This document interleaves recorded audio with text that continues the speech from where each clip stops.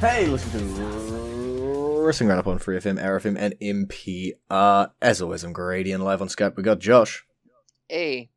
We didn't talk a whole lot last week about the Black and Gold brand, so we're going to put a little bit of time towards it this week, and next week's episode of NXT is going to be the Great American Bash, so what better time to put a little bit of focus on it. And I'm just going to start at the top. There was a number one contenders match, triple threat women's tag team match with Gonzalez and Kai taking on Shotzi Blackheart and Ember Moon, taking on the eventual winners and our new number one contenders, Io Shirai and Zoe Stark. Not really that big of a surprise, especially considering Shirai was just recently the NXT champion. So it's not that big of a surprise that she would be, if she's not being called up, that she would face our tag team champions with a championship that shouldn't exist. This is correct.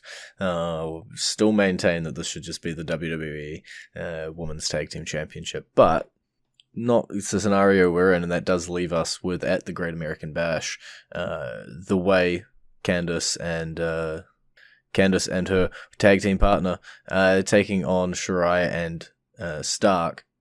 Are we expecting a title change here? Are we expecting the way to be able to retain? I think the way finds a way, pun intended, and Pun is retains always their title. intended with you. Yeah, it's an interesting one because, as you say, Io Shirai being featured pretty heavily, could definitely see them just sort of giving it to her for the sake of giving it to her. But there is a lot going on in the way at the moment, still with all the Dexter stuff, and it feels like they're going to be a focal point of NXT going forward anyway. So you might as well, I guess, just keep these titles on them for the meantime, and keep them on the show, keep them focused, and everything the way does is gold anyway.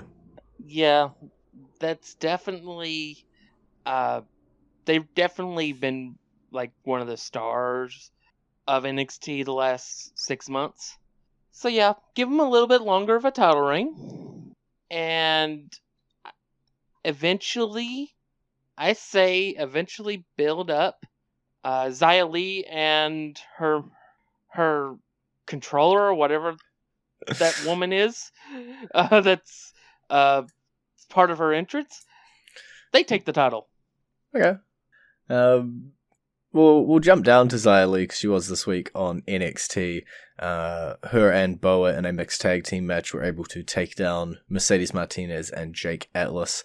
I believe the match getting stopped for a legitimate KO of Martinez. I have not looked up a medical update on her just yet. So hopefully she's doing fine. But it does seem like there is a lot of eggs behind Xia Li and Boa and Tian Sha as a whole. Yeah. That was one brutal kick. I'm not sure what happened, what miscommunication happened, but there was definitely something went wrong. So hopefully, yes, Mercedes Martinez will be fine. She'll be back in a few weeks. And they don't punish Xia Li over this. It genuinely seems to be just a mistake. You know, mistakes happen from time to time. It wasn't, or at least from my outsider perspective, it definitely doesn't seem like it was a huge amount of negligence or anything crazy like that. And assuming Mercedes is fine and okay and recovers from this with no sort of long-term injury coming off of it, in storyline, it was a great way to finish the match. As sort of a making the best out of what you get, right? Lemonade out of lemons here. It made Xia Li look really strong to win by a referee stoppage after a knockout like that. Yeah, it definitely did. And so, yeah, this whole Tian Sha and all of those group together, I still have no clue where we're going with them. It seemed like this was going to be the blow-off with Mercedes Martinez anyway, so I don't know if they're going to move on or latch on to somebody else, as you say, maybe the women's tag team. titles. I don't believe Mei Ying has entered the ring in a supernatural way. So I don't quite know when we're going to get to see her debut either. We'll have to just keep watching and finding out what they're going to do with this Tian Sha group. Talking about highlights of NXT, Cameron Grimes. He was going to the moon, and now he's going less to the moon. Yeah, this has been a really entertaining. I don't want it to end.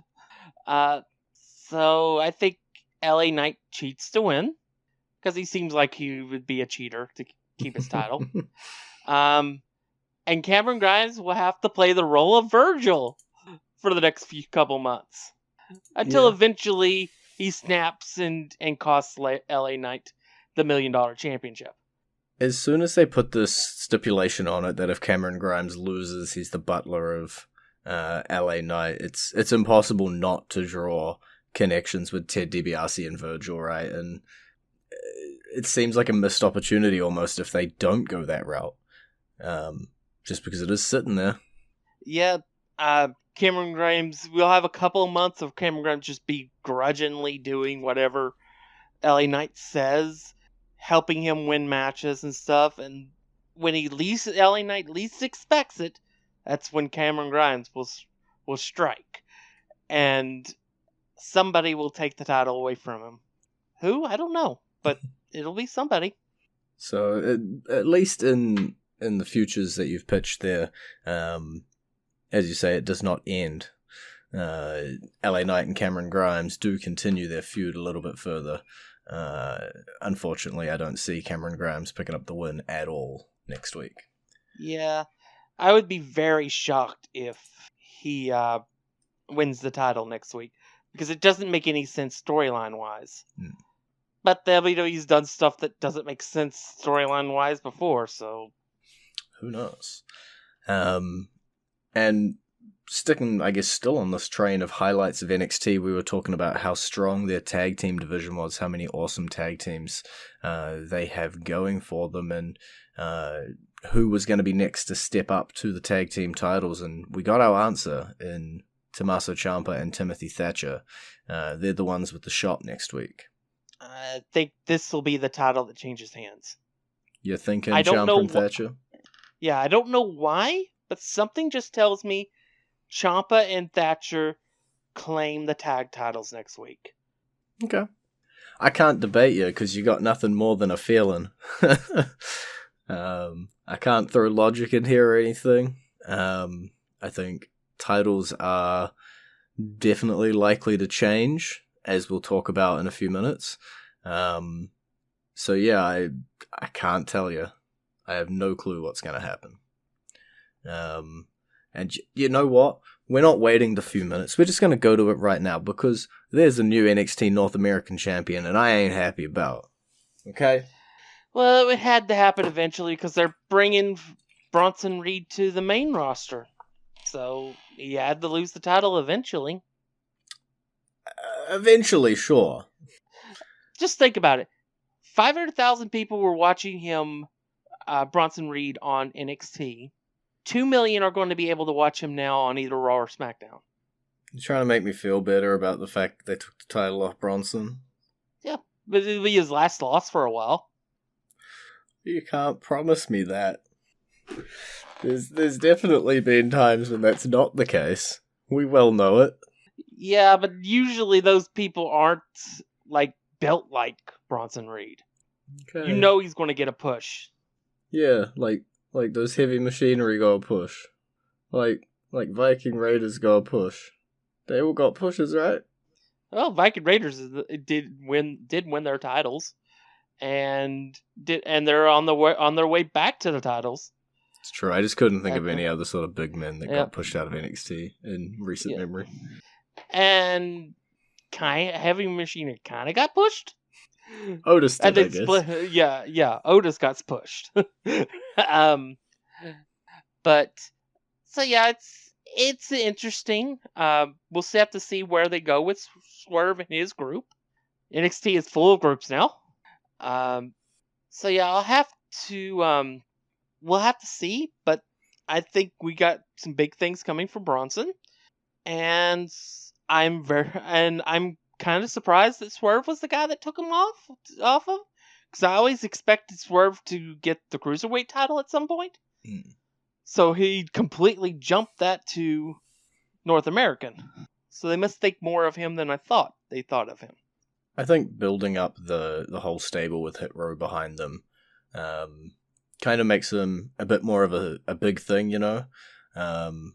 They've also announced that the NXT Breakout Star Tournament is going to be coming back as well. I imagine a couple members of Hit Row may be sliding their way into that tournament as well, but it seems like there's going to be a little bit of focus on, obviously, our new North American champion and his stable, but also the Diamond Mine as well. Diamond Mine, because, as you say, there's a whole lot of little factions running around on NXT now. Yeah, and then there's that mysterious promo for that battery, whatever that is. It's getting almost charged. Yeah, it's at 71%. It'll probably be 100% next week. We'll find out what it is. I don't have any clue, but I'll say this. That breakout thing, wouldn't that be a great way to elevate the now singles Drake Maverick? I guess. He's I guess not quite a star, but he is in need of a breakout. A young star. So it could be a role he could slot into. I don't quite know how they're going to announce as the sort of structure of this tournament. They had quite a few debuting names in the last one, and I remember scrambling around to try and figure out who's who, because they changed everybody's name going into it and being super confused. So I don't know where they're going to go with this. Yeah, I think the most interesting thing of all is that the last winner is now the North American champion. So we'll have to see if maybe they tie that into it. I'll nod along. Swerve didn't win. No, he was finalist. It was ACH that won. The only one not left in the company. The other 7 are still in the company. Yeah, well, I completely eradicated the memory of that person. That's fair. So as far as I'm concerned, Isiah Swerve Scott won that tournament. Well, if you look at the other 7 who were in the tournament, right, we got Dexter Loomis, big mainstay on NXT now, Bronson Reed probably heading to the main roster. As you say, Isiah Swerve Scott got Hit Row behind him, Cameron Grimes doing amazing things, Angel Garza is up on the main roster, not quite doing a whole lot up there, Joaquin Wilde in Legado del Fantasma now, and Boa now in Tian Sha. Everybody other than our eventual winner been doing quite well for themselves. 1 year and on. Our eventual winner could have been in Isiah Swerve Scott's position if he hadn't have been an idiot. And that's where we're going to leave it at that.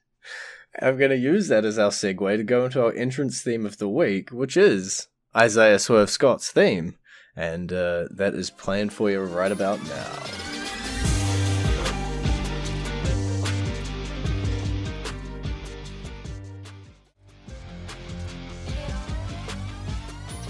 And you're back to Wrestling Roundup on FreeFM, ArrowFM, and NPR. I'm Grady, he's Josh. That's over half the show on NXT. Let's dedicate a little bit of time, just a tiny bit of time, to that main roster. We're learning a little bit more about our Money in the Bank field, who's going to be in what. In terms of the SmackDown side of things, we really only got Carmella announced into the women's Money in the Bank match. Still got 3 more yet to be determined. But there seems to be a little bit of a push for Liv Morgan getting a slot as well, so I don't quite know who the last 3 on the SmackDown side of things are going to be. Yeah, I'm not 100% sure they know yet. But yeah, everything seems to be falling together as for both briefcases. Because were shouting from the rafters about the men's briefcase before the eventual qualification from Big E, and now he's a true horse in this race. Yeah, he's definitely in a position to win it.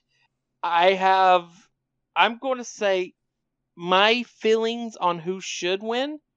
I'm at about 60-40 Big E versus Riddle at this point. Because Riddle's doing really good right now. But this nagging Philly in the back of my skull is bugging me. Is it saying Drew? Yes, it's saying Drew McIntyre. Yeah, I guess the only way that I want to see that happen is if it involved him switching shows. Okay. And going after Roman. That's the only way I'll be okay with it, because this whole stipulation of him not being allowed to challenge for the WWE Championship goes completely out the window with him winning the briefcase. I guess to explain to people who might not have watched Raw this week how Drew McIntyre found himself into the Money in the Bank ladder match. Randy Orton was medically unable to compete in that last chance qualifier. We held a battle royal that almost saw Damian Priest pick up the win. But as you're saying, one of your boys, Riddle, was representing Randy Orton, managed to pick up the win in the Battle Royal and then move on to that last chance match, but wasn't quite able to secure his tag team partner, Randy Orton, a spot, leading to Drew McIntyre claiming the last spot for Raw. Yeah. I mean, it was a good match. I'm not happy about the outcome, but a lot of worse things could have happened. So I kind of expected Drew to at least represent the match. Maybe he'll be the AJ Styles this year from last year. Be close to winning it, but not winning it. Yeah, they are certainly going very heavy on this RK Bro stuff. That was arguably the focal point of Raw this week. I've talked multiple times about how I love my story threads running from top to bottom through an episode. And the story thread this week sure was RK Bro. It was Riddle proving himself. It was winning that Battle Royal. It was going pillar to post, almost capturing that slot for Randy Orton later on in the night, and being emotionally beaten up about the fact that he wasn't able to do it, and apologizing to his bro, for lack of a better word, Randy Orton. This was Riddle's show this week. Yeah. And he's still with the Applebee's with Damian Priest. I don't know what was at Applebee's, but he went somewhere with him. That was, this whole run of RK Bro has just elevated Riddle beyond anything that I could have expected at this point for him. To the point where I'm like starting to pump my brakes on Big E winning the briefcase. That was something you were harping on about like 4 months ago. So yeah. The fact that he's been able to turn you around off of that clearly means he's doing something right. Yeah.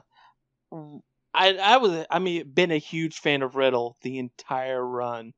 I really think he would make an amazing heel because he has the ability just to drive people absolutely bonkers. But I also realize he's an amazing face. And he's got the crowd in his palm of his hands right now. So if they give him the briefcase, I'm 1,000% fine with it. And, how am I going to segue this? Talking about someone who is amazing as a face or as a heel and loves to have the crowd in his hands, we now know who will be facing Roman Reigns for the Universal title at Money in the Bank as well. Yeah, the guy that was at the bottom of the two-way pin at WrestleMania. Edge. Bottom schmottom. Yeah, I mean, it's interesting, I guess.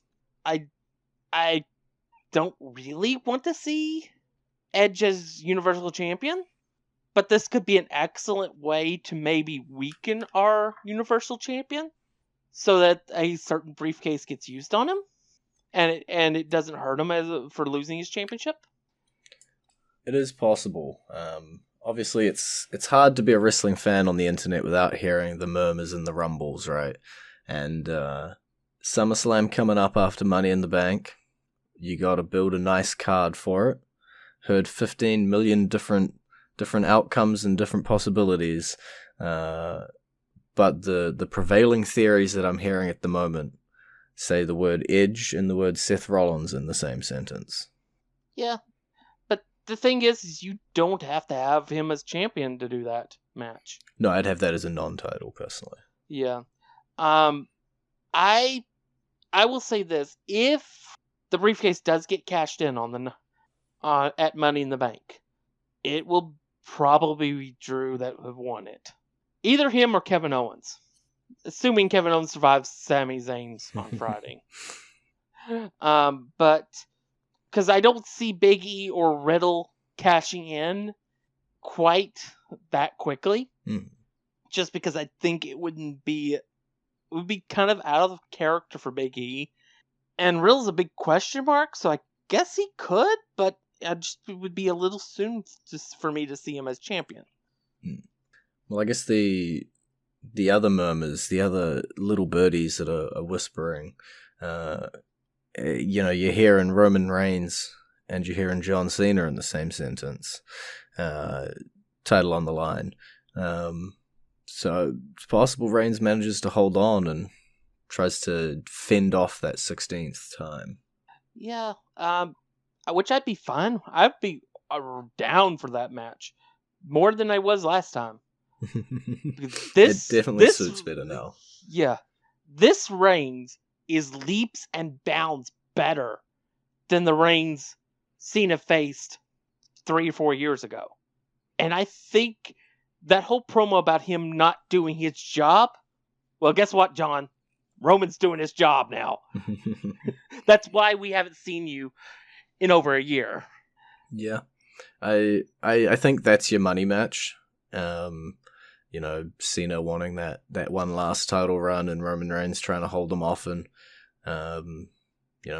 prove that he is the big dog, he is the head of the table, the tribal chief, and all the other cool little nicknames he likes to hold.